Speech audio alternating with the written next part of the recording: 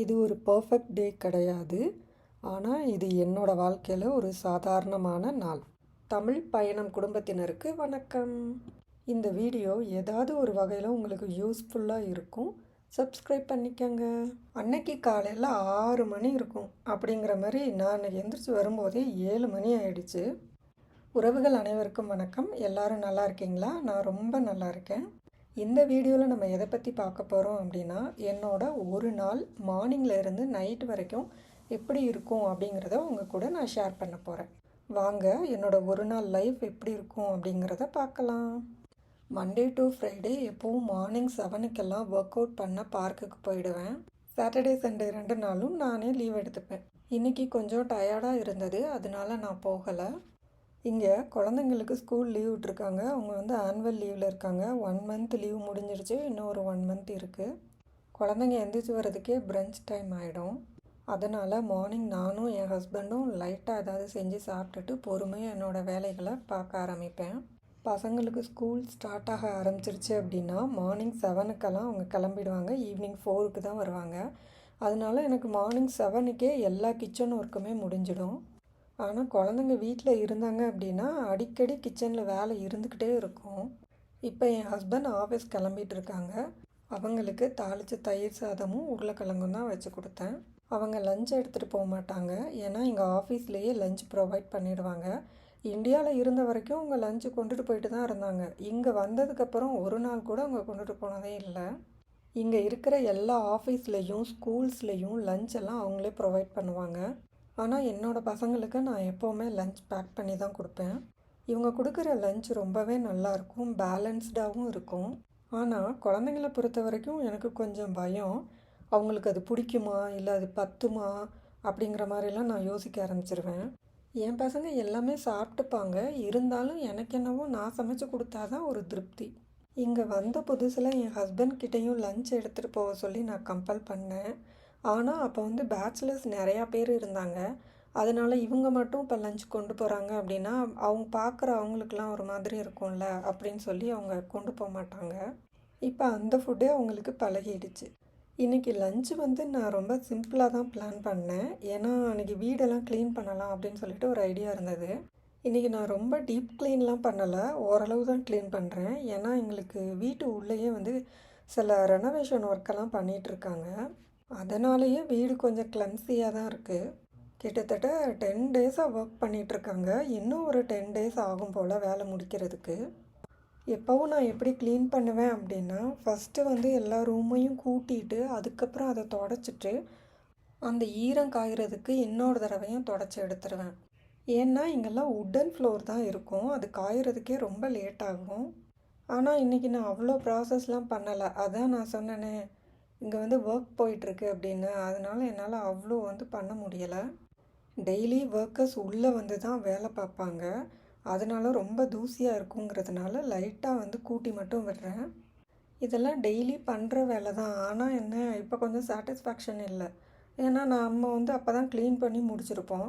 முடித்த உடனே ஒர்க்கர்ஸ் இங்கிட்டும் அங்கிட்டும் நடந்து போயிட்டே இருப்பாங்களா, உடனே அது டஸ்ட் ஆகிடும்.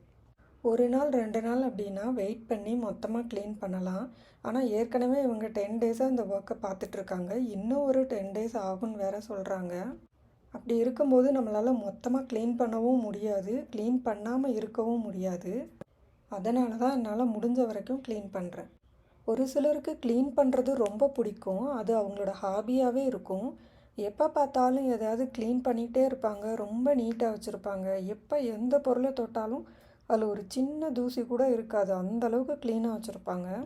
என் ஃப்ரெண்டு ஒருத்தி அப்படி தான், எப்போ பார்த்தாலும் எல்லாத்தையும் தொடச்சி அவ்வளோ க்ளீனாக வச்சுருப்பா. மேலெல்லாம் ஏறி லைட்டெல்லாம் க்ளீன் பண்ணி வச்சுருப்பா. லைட்ஸ் எல்லாம் பார்த்தோன்னா ஒரு சின்ன தூசி கூட இருக்காது. ஹெல்ப்புக்கும் ஆள் வச்சுருப்பா, அவங்க கூட சேர்ந்து இவளும் வேலை பார்ப்பா. இன்னும் ஒரு சிலர் இருப்பாங்க, அவங்க வீட்டை வாழ்க்கையில் ஒரு நாள் கூட அவங்க தொடச்சிருக்க மாட்டாங்க. அந்தளவுக்கு தூசியும் குப்பையுமா இருக்கும். நான் எப்படின்னா இந்த எக்ஸ்ட்ரீமும் கிடையாது, அந்த எக்ஸ்ட்ரீமும் கிடையாது. என்னால் எப்பப்போ முடியுதோ அதெல்லாம் அப்பப்போ தொடச்சி வைப்பேன். ஆனால் ரெகுலராக க்ளீன் பண்ணுறத க்ளீன் பண்ணுவேன். குழந்தைங்க எந்திரிச்சதுக்கப்புறம் தான் 2 பெட்ரூமையும் க்ளீன் பண்ணணும். பெட்ரூம் என்னவோ சின்னது தான், ஆனால் அதை க்ளீன் பண்ணுறதுக்கு அவங்க கொடுக்குற டைம் இருக்கே. இவங்க ஸ்கூல் போயிட்டாங்க அப்படின்னா பீஸ்ஃபுல்லாக நம்ம வேலையை பார்க்கலாம்.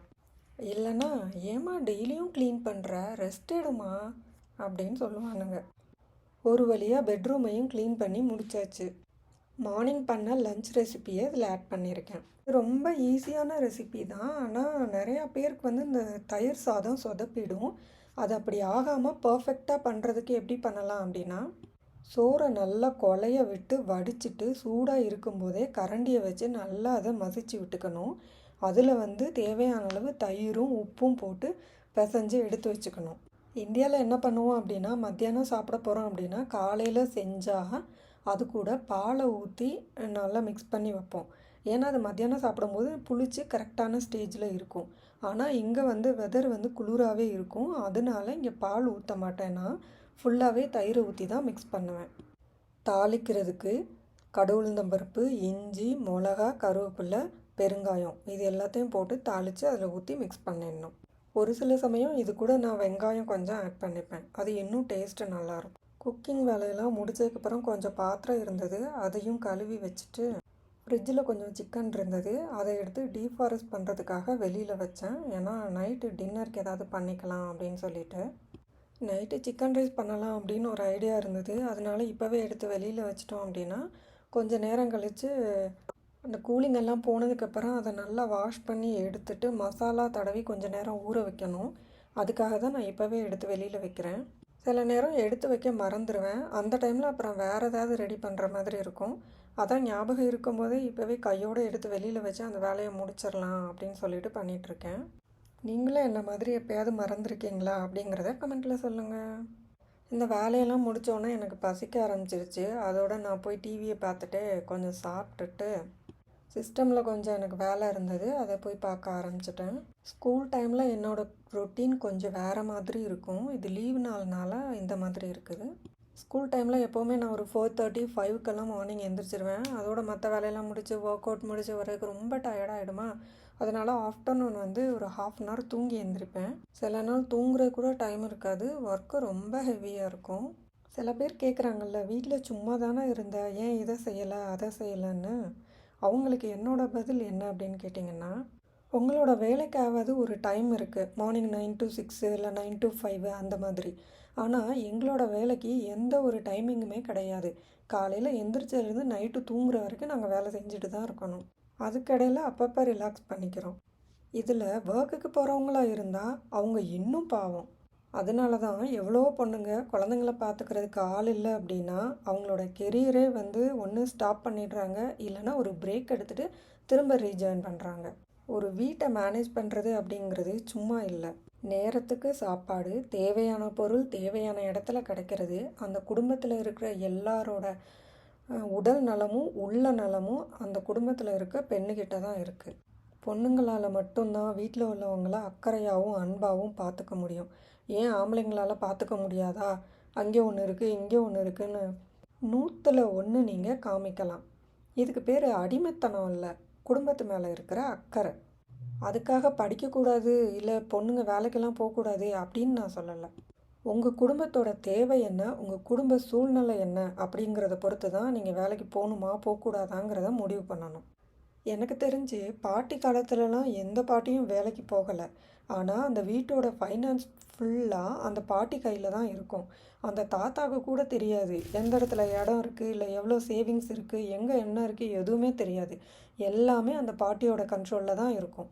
இப்படி இருக்கும்போது அங்கே இன்ஃபீரியாரிட்டிக்கோ இல்லை இன்செக்யூரிட்டிக்கோ வாய்ப்பே இல்லை.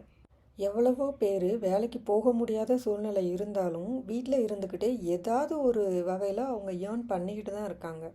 அது கூட ஃபினான்சியலாக அந்த குடும்பத்தை சப்போர்ட் பண்ணணும் அப்படிங்கிறதுக்காக தான்.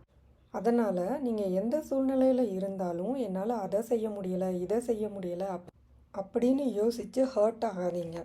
செய்கிற வேலையை திருப்தியாக செஞ்சுட்டு ஹாப்பியாக இருங்க. இது எல்லாமே என்னோட தனிப்பட்ட கருத்து. இன்றைக்கி என்னோட நாள் ரொம்ப ப்ரொடக்டிவாக போச்சு அப்படின்னு நான் நினைக்கிறேன். இந்த வீடியோ பற்றின உங்களோட கருத்துக்களை கமெண்ட்டில் சொல்லுங்கள். உறவுகள் தொடர தமிழ் பயணம் சேனலை சப்ஸ்கிரைப் பண்ணிக்கோங்க. இந்த பசங்க இன்னும் உட்காந்து டிவி பார்த்துட்டே இருக்கானுங்க. இவனுங்களுக்கு தூக்கமே வராது போல். நைட்டு லேட்டாக தூங்க வேண்டியது, அப்புறம் அடுத்த நாள் காலையில் லேட்டாக எழுந்திரிக்க வேண்டியது. இதுவே அவங்களுக்கு வேலையாக போச்சு. நாளை சந்திப்போம்.